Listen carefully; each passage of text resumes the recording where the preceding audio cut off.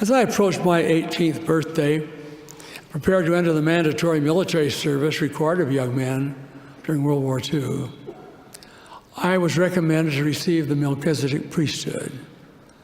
But first, I needed to telephone my stake president, Paul C. Child, for an interview.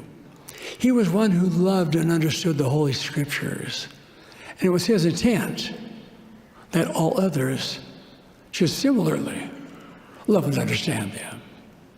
Having heard from some of my friends of his rather detailed and searching interviews, I discerned minimum exposure of my scriptural knowledge. Therefore, when I called him, I suggested we meet the following Sunday at a time I knew was just an hour before his sacrament meeting. His response, "Oh, Brother Monson, that would not provide us sufficient time to peruse the Scriptures." He then suggested a time 3 hours before his sacrament meeting. And he instructed me to take with me my personally marked and referenced set of scriptures.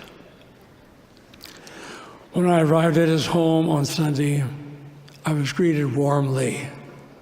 And then the interview began.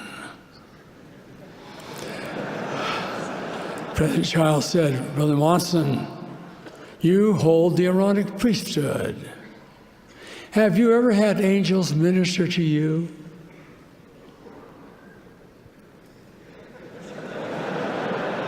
I replied that I had not. When he asked if I knew I was entitled to such, I again replied that I had not known. He instructed, "Brother Monson, repeat from memory the 13 sections of the Doctrine and Covenants," close quote.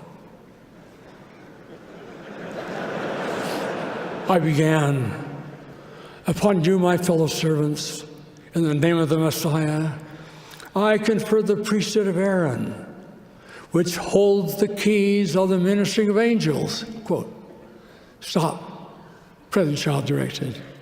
Then in a calm, kindly tone, he counseled, "Brother Monson, never forget that as the holder of the Aaronic priesthood, you are entitled to the ministering of angels." It was almost as though an angel were in the room that day. I've never forgotten the interview. I yet feel the spirit of that solemn occasion as we together read of the responsibilities, the duties, and the blessings of the Aaronic priesthood and the Melchizedek priesthood. Blessings which come not only to us, but also to our families and to others we will have the privilege to serve. I was ordained an elder, and on the day of my departure for active duty with the Navy, a member of my ward bishopric joined my family and friends at the train station to bid me farewell. Just before train time, he placed in my hand a small volume titled Missionary Handbook. I laughed and commented that I wasn't going on a mission. He answered, "Take it anyway. It may come in handy." It did.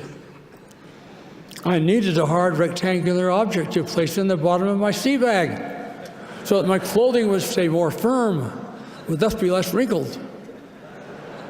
The missionary handbook was just what I needed, and it served well in my sea bag for 12 weeks.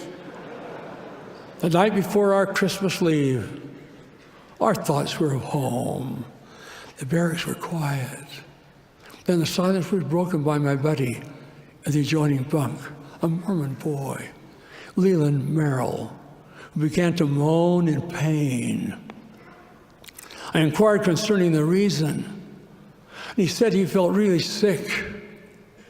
He did not want to go to the base dispensary, for he knew that doing such would prevent his going home the following day. He seemed to grow worse as the hours passed. Finally, knowing that I was an elder, he asked me to give him a priesthood blessing. I'd never before given a priesthood blessing. I'd never received a blessing. I'd never witnessed a blessing being given. As I prayed silently for help, I remembered the missionary handbook in the bottom of my sea bag. I quickly emptied the bag and took the book to the night light. There I read how one blesses the sick. With many curious sailors looking on, I proceeded with the blessing. Before I could put everything back into my bag, Leland Merrill was sleeping like a child. He awakened the following morning, feeling fine. The gratitude each of us felt for the power of the priesthood was immense. The years have brought me more opportunities to provide blessings to those in need than I could possibly count. Each opportunity has found me deeply grateful that God had entrusted to me this sacred gift. I revere the priesthood. I witnessed its power time and time again. I've seen its strength. I've marveled at the miracles it has wrought.